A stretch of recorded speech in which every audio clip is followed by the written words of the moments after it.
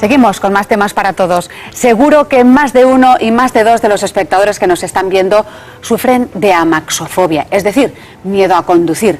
Vamos a hablar de este tema con dos psicólogos que a la vez son profesores de conducción, expertos en este tipo de fobia que se estima afecta a un 10% de la población. Saludamos ya a Javier Díaz, profesor de autoescuela de la Autoescuela Gala de Madrid, que tiene un departamento especializado en amaxofobia. Conduce sin miedo. ¿Qué tal? Bienvenido al programa, profesor. Muchas gracias, Marta. Y saludamos también a Sebastián Sánchez, que es el responsable de la Autoescuela Runner y autor del libro Amaxofobia, cómo vencer el miedo a conducir, además de profesor de la Cátedra de Seguridad Vial de la Universidad Autónoma de Barcelona. Bienvenido al programa. Buenas tardes, Marta.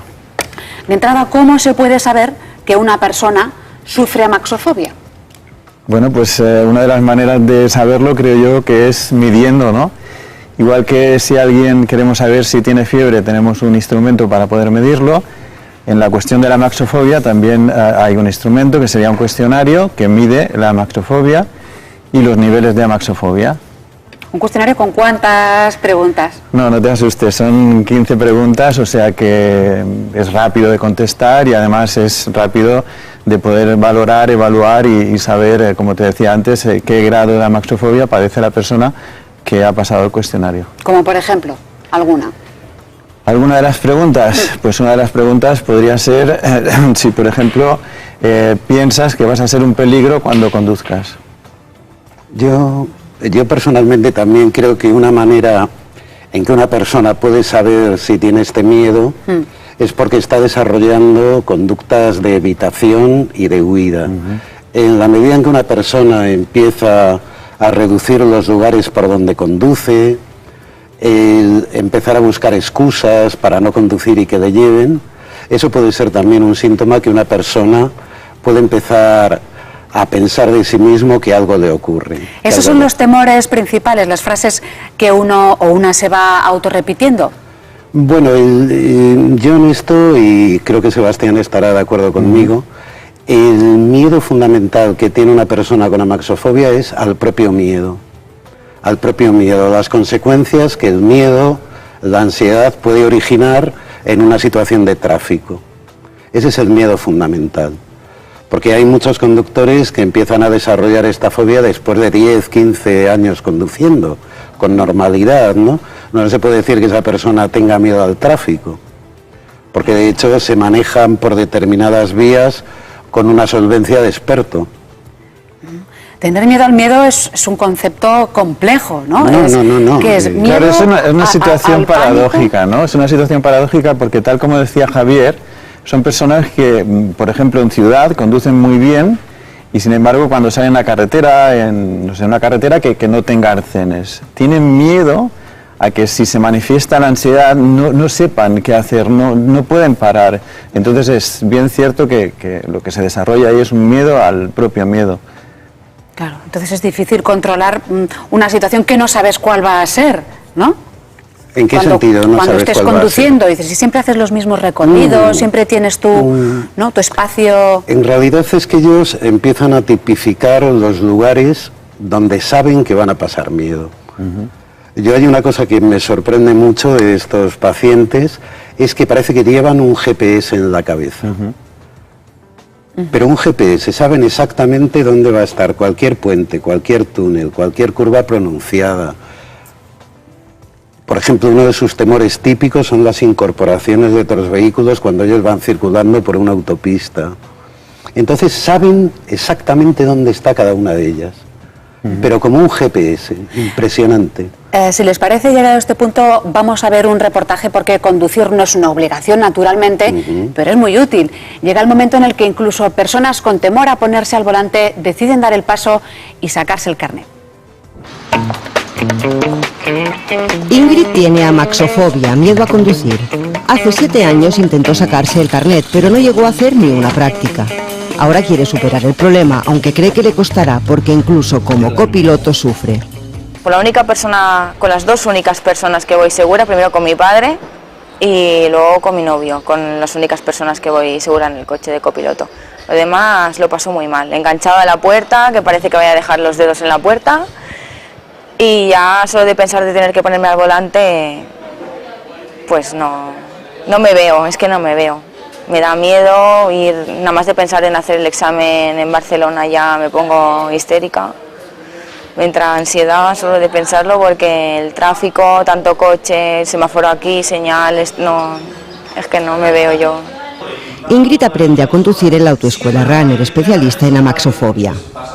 Queremos saber de dónde parte el alumno, cuál es la base, entonces hacemos un cuestionario de conocimientos teóricos, luego también de habilidades prácticas, qué tipo de contacto ha tenido el preconductor, el alumno con el vehículo, y luego también hacemos un cuestionario para evaluar la amaxofobia.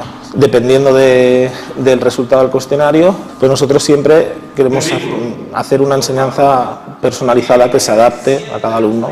Ese reloj que tenéis aquí a la izquierda. Bueno, Ingrid hemos detectado que tiene una amaxofobia medio alta y una vez entre en contacto con el vehículo empezaremos poco a poco, como le comentaba ella, empezaremos por estar con el vehículo parado, luego nos iniciaremos a la circulación en un lugar donde no haya mucho tráfico y que no se agobie demasiado. Ingrid todavía no ha empezado las prácticas. Circula como copiloto de su profesor Albert para aprender a relajarse, a tomar nota de las habilidades de un conductor experto. Y sobre todo es controlar la ansiedad de ese alumno, porque cuando un alumno entra en una ansiedad muy alta se bloquea el aprendizaje, ¿no? Si está con mucha ansiedad no es capaz de aprender. Entonces, en el momento que se detecta que el alumno tiene una ansiedad bastante elevada, detenemos el vehículo, que se calme con técnicas de relajación, de visualización, y una vez está con la ansiedad más baja, volvemos a reiniciar la marcha y vuelve otra vez el aprendizaje. Pues cuando se acerca algo y no frena, que veo que yo frenaría a lo mejor 10 minutos antes, pues me da miedo que se ponga un coche al lado, si es un vehículo grande más todavía, un autobús, un camión, una furgoneta, me da pánico eso. Incluso el corto trayecto con su profesor se le ha hecho largo. Me quería bajar, me quería bajar, sí. Como es obvio, a Albert le gusta conducir y enseñar, sobre todo a los casos difíciles. Esta profesión a mí me enorgullece porque creo que estamos enseñando a hacer una de las tareas más complicadas que se tienen que hacer en la vida de cada persona. Son muchas cosas que haces a la vez, utilizas muchos sentidos mientras nos movemos a una velocidad a la que no estamos diseñados para movernos. ¿Crees que lo conseguirás, Ingrid? Sí, seguro que sí. Además tengo un buen profe y seguro que sí. Bueno, pues desde aquí le deseamos mucha suerte a Ingrid en este reto. Es interesante el comentario que hace el profesor en el reportaje, que dice que conducir un coche es una actividad complicada, como muchas otras, ¿no? También, quizá. Sí, pero realmente, si te paras a pensar, nada, un poquito, cuando te pones a conducir un coche no solamente es una habilidad de destreza, pero fíjate que tienes que, por ejemplo, a la vez que pisas el acelerador, soltar el embrague, pero además no lo puedes soltar de cualquier manera, sino que tiene que ser suave, pero además tienes que estar pendiente de si hay un paso de peatones, si el vehículo que viene detrás se está moviendo hacia un sitio o hacia otro, o sea que la actividad cerebral yo creo que abarca no solamente a nivel de destrezas, de motricidad, sino de pensamiento, de ser capaz de adelantarte a la situación. Por eso Albert decía que era una situación compleja. ¿Qué le diría usted a Ingrid? A Ingrid, que tenga paciencia. Lo primero, que tenga paciencia, y sobre todo que tenga paciencia consigo misma. Porque en general los amaxofóbicos suelen ser personas muy controladoras, personas muy ansiosas, personas que para ellos una frase que repiten mucho es que este no está haciendo lo que tiene que hacer. Es decir, son muy cuadriculados. Para ellos lo ideal sería que todo el mundo cumpliera las normas de tráfico a rajatabla, donde no hubiera imprevistos. Y luego además suelen ser también muy autocríticos, con lo cual están continuamente chequeándose a sí mismos, qué mal lo hago, qué mal lo hago, sí, qué mal lo hago, qué mal lo hago. Y entonces lo primero, que tengan paciencia con ellos mismos. Yo estoy totalmente de acuerdo con lo que dice Javier, pero además añadiría la palabra preocupación. Están preocupados, o sea, no es en el momento en que van a coger el coche, sino el día de antes ya están preocupados, llegaré, no sabré hacerlo, me pasará esto, me pasará lo otro, cómo lo haré, cómo lo controlaré. Preocupación. Sí, es la frase típica del ansioso, es easy.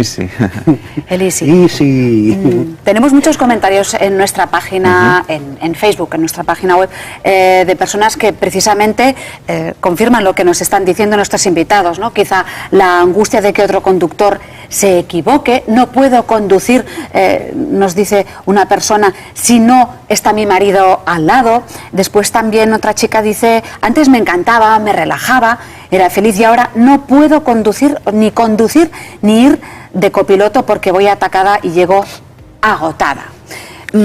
¿Cómo se cura eso? ¿O cuáles son las técnicas que utilizan?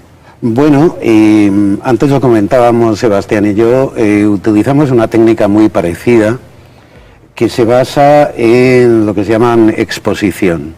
Es decir, intentas que de una manera progresiva la persona se vuelva a habituar a las situaciones que teme. Entonces tienes que ir introduciéndola en esas situaciones que teme de una manera muy paulatina, muy poco a poco, midiendo mucho el tiempo, midiendo mucho la dificultad, y es como una escalera, poco a poco van subiendo peldaños. Tienes en todo momento que, yo a veces se lo digo, como ellos suelen tener experiencias de alguna forma traumáticas, en sí un ataque de pánico, un ataque de ansiedad es ya un efecto traumático, es como si hubiera que crear recuerdos positivos que vayan taponando de alguna forma esa experiencia tan negativa que han vivido, ¿no? Entonces tienes que tener mucho cuidado en cuanto a qué situaciones les expones, qué tipo de esfuerzo les pides, quererles mucho. Yo siempre lo digo, para tratar a un amaxofóbico hay que tenerles mucho cariño. Es lo que te demandan, porque el amaxofóbico es una persona que se siente tremendamente incomprendida. Lo mismo que si tú le dices a alguien, tengo miedo a volar, nadie se extraña, todo el mundo lo ve, es verdad, como la cosa más normal, o tener miedo a los perros, pues les parece a todo el mundo muy normal. El tener miedo a conducir es, de entrada, se minimiza, pues vaya tontería, pues vaya bobada, no me lo puedo creer de ti, con lo echado para adelante que eres, etcétera, etcétera. De hecho, tal como veíamos en el reportaje, Albert decía que una de las cosas que le preocupaba mucho era el control de ansiedad, porque en el momento de que la persona muestra ansiedad, lo primero de todo es que el aprendizaje se bloquea. Por lo tanto, es, como decía Javier, hacer una reestructuración cognitiva en la que, ya sé, son palabras que en psicología utilizamos, es tal como ha explicado él, que lo ha explicado muy bien, es ir avanzando paso a paso y que la persona se vaya dando cuenta desde una situación de relajación que puede hacer, que puede seguir, que puede avanzar sin ningún problema. Ahí estaría el kit de la cuestión, creo yo. Y hay una cosa, ¿no? La realidad la construimos siempre en nuestro interior. Es decir, la persona el amaxofóbico tiene una percepción de peligro que es la que hay que revertir. Es decir, él realmente cuando entra en pánico o entra en miedo, es que realmente lo está viviendo así. Está percibiendo la situación de tráfico como una situación extraordinariamente amenazante. Al final, o se consigue cambiar esa percepción o no hay forma de solventarlo. Por ejemplo, tenemos aquí otro mensaje de Facebook de una chica que dice: yo conduzco muy poquito por caminos previamente aprendidos, lo que me hace ser dependiente de personas que conducen para que me lleven o me enseñen el camino. Me da ansiedad las primeras veces que hago ese camino, es como si no entendiera las señales viales. Entonces, ¿ahí qué hay? ¿Miedo quizá también a la velocidad o a las autopistas? Yo en este caso lo que te diría es que nosotros pensamos que hay asociaciones que tienen que ver con una emoción negativa. Y de aquí yo te diría que, por ejemplo, hay mucha gente que no sabe por qué tiene miedo a volar y realmente lo tiene, y cuando le preguntas, pero tú es que en algún vuelo te pasó alguna situación en la... No, si no he volado nunca. Entonces, ¿qué ha pasado? Fíjate que una emoción tú la puedes sentir simplemente viendo una película. Estás viendo una película y tú puedes sentir una emoción de miedo, de tristeza, de ira. ¿Sí? ¿Te ha pasado alguna vez?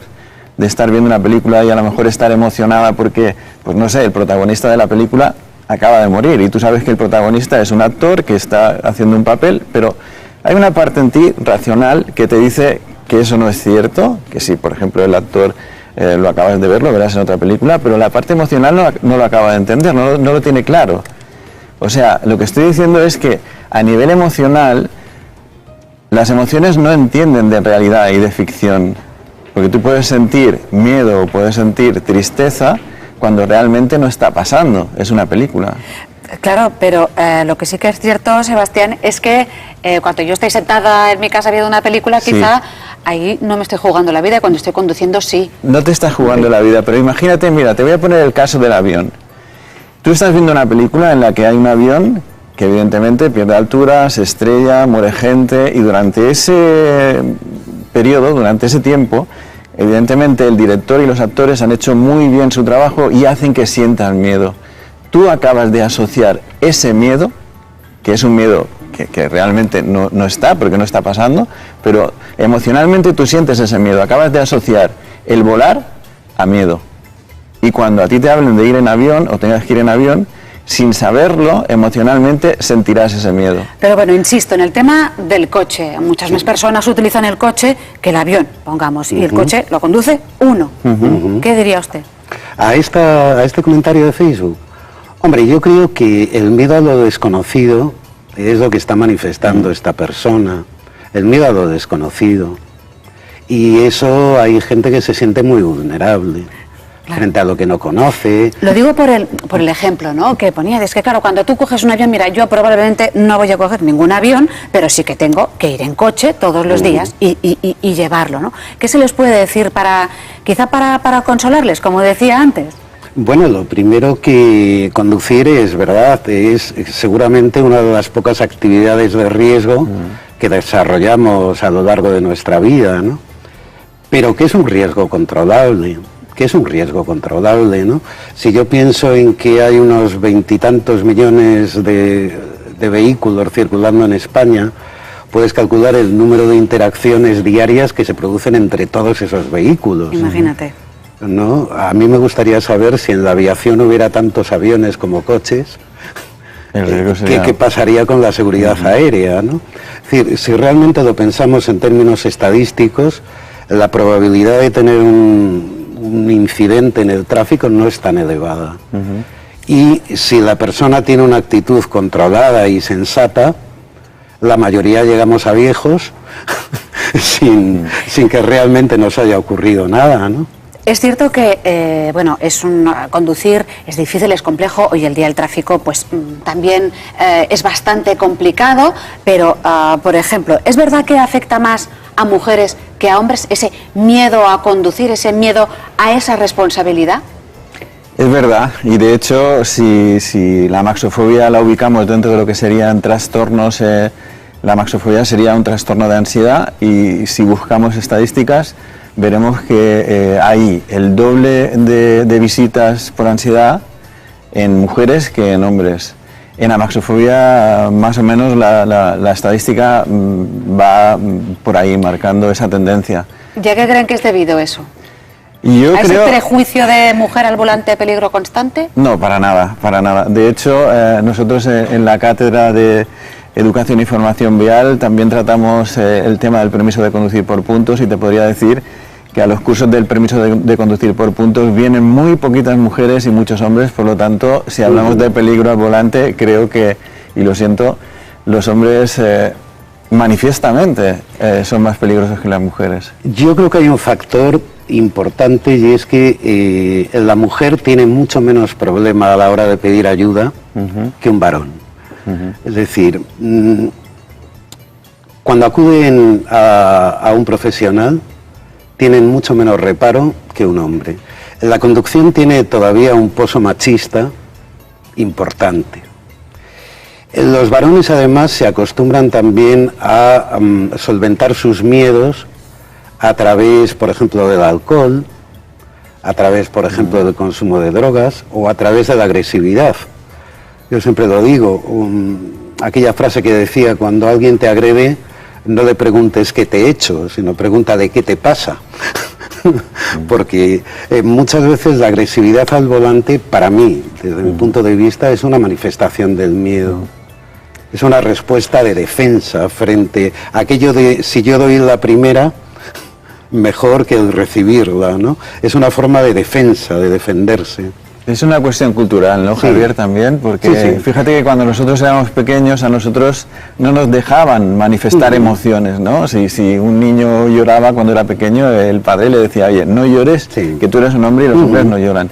Por lo tanto, las mujeres han tenido como más fácil el manifestar la emoción y el buscar ayuda cuando hay un problema emocional, hay un problema de ansiedad, yo no puedo con él, pues busco ayuda profesional. Sí. Entonces, ¿cuál sería la barrera entre lo normal y la amaxofobia? La barrera está bien definida. Yo puedo sentir miedo, pero si ese miedo es racional, evidentemente ese miedo tiene una función y es preservar mi vida e incluso, yendo más allá, preservar la especie. El problema estaría cuando el miedo que yo siento es un miedo irracional. Porque fíjate que decíamos que a lo mejor un conductor puede conducir perfectamente en ciudad y además ser un buen conductor o una buena conductora, y luego simplemente por ir por una carretera en la que se da cuenta que no hay arcén, entonces es cuando entra en ansiedad y se bloquea y tiene que detenerse. Por lo tanto, la diferencia está en si el miedo es racional. Tengo miedo racional porque hace tiempo que no conduzco, creo que me falta un poquito de destreza, de confianza. Es razonable que quieras hacer unas prácticas, pero un conductor que conduce bien, que entre en pánico simplemente porque va por el carril central de la autopista o porque la carretera no tiene arcén, es un miedo irracional, porque él domina la máquina. Yo creo que es eso. Para terminar. La diferencia entre un conductor normal y un amaxofóbico, para mí está en cuando empieza a manifestar evitación, cuando empieza a evitar y a huir. ¿Y cuánto se puede tardar en corregir eso? Pues depende, yo he comprobado que depende de la antigüedad del problema, de cuántos años. Yo trabajo con gente que podía tener amaxofobia en torno a 18 años. Entonces, claro, eso lleva mucho más tiempo, la antigüedad, el nivel de autoestima de la persona y una serie de factores individuales, que hayan tenido o no hayan tenido accidentes de tráfico, en fin, es muy variable. Bueno, pues muchísimas gracias a nuestros invitados, a Javier Díaz y a Sebastián Sánchez, y también a todas las personas que nos han escrito sus experiencias en Facebook. Gracias. Seguimos. ¿Les apetece tumbarse un rato? ¿Sí? Pues quizá algunos de ustedes ya lo estén en el sofá cómodamente, pero quizá después de lo que nos cuente nuestra siguiente invitada les apetezca irse a la cama.